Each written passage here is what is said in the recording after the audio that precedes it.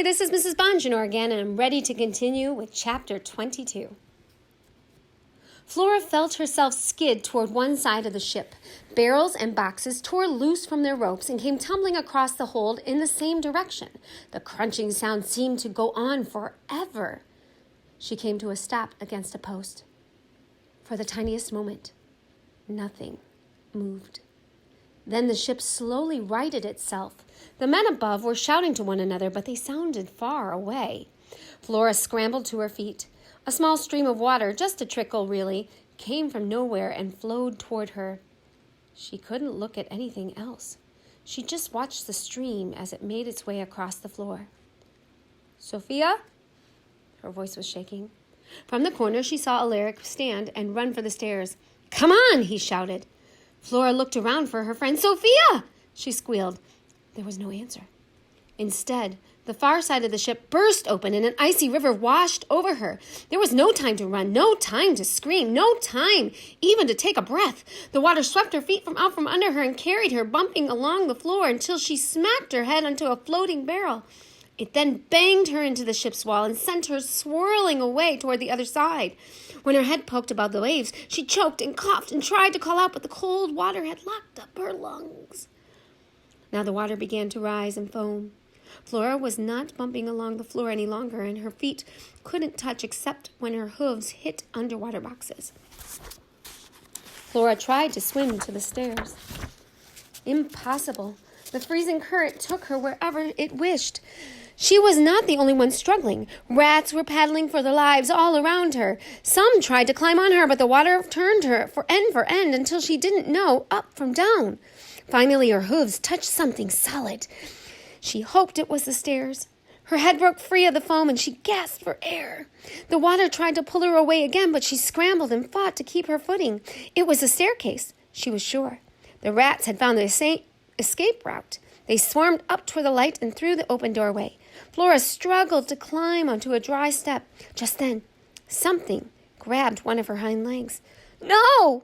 She desperately tried to pull away, but the thing kept hold of her, tugging her into the seawater once again. Flora panicked.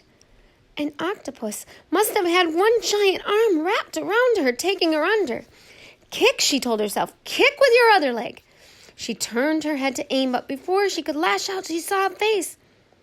It was not an octopus. It was the captain. His arm came across her back and held on. His face was gray as if the water had washed the color from it, but his eyes were clear and questioning.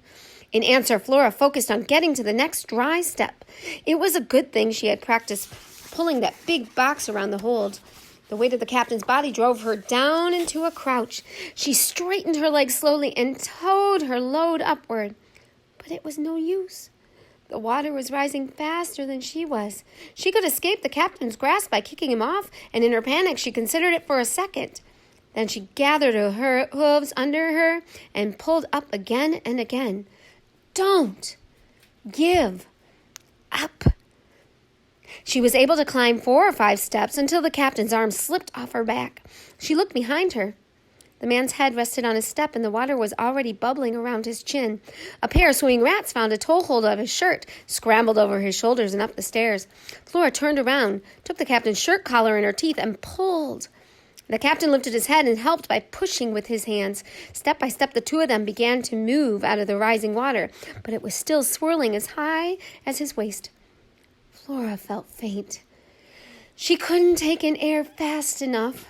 Her legs were trembling now from fear, from cold, and from the weight of the captain. She didn't dare let go. She was sure if she did, she would lose him, but she could hardly stand up, and he was starting to slide back. "I'm sorry," she wanted to say. "I failed." A shadow fell over her. Hands reached down to drag the captain up the last few stairs. Flora let go of his collar and stepped aside. Alaric was not a big person, but by sitting on the top step and heaving his whole body backwards, he was able to slowly haul the captain through the door onto the deck. Flora scrambled after them. The sea had almost filled the hold now. Alaric tried to lift the captain to his feet, but failed. "I have the captain," he shouted over his shoulder. "Don't leave yet." Two sailors ran up. Together they lifted the man up by his feet and shoulders and hurried up to where the last lifeboat was bobbing next to the ship's rail. Several men reached out to take hold the captain into their arms and lay him in the bottom of the boat. The two who had carried the captain followed. Alaric helped Flora into the boat, climbed over the rail, and stumbled aboard last. They pushed off, and a few men paddled hard with oars to create a distance between the small craft and the ship. Flora looked back when she thought she heard barking coming from the deck, but she couldn't see anything. As Flora left the lifeboat, find its own rhythm against the waves, the Explorer groaned and twisted and tipped over sideways, water streaming down its rounded boards. A wave rose from its roll and clawed at the side of the lifeboat. Flora found her feet knocked out from under her once again, but this time she landed on something soft. It was the captain. He moaned as Flora struggled off him. She found her footing, climbed onto one of the bench seats, and looked out at the waves. The Explorer was still drifting on its side, sinking lower and lower. Then a puff of air bubbled out as if the ship were breathing its last breath. The men stopped rowing, and everyone turned to watch. The ship was there one moment, and then suddenly, it was not. No big wave followed this time.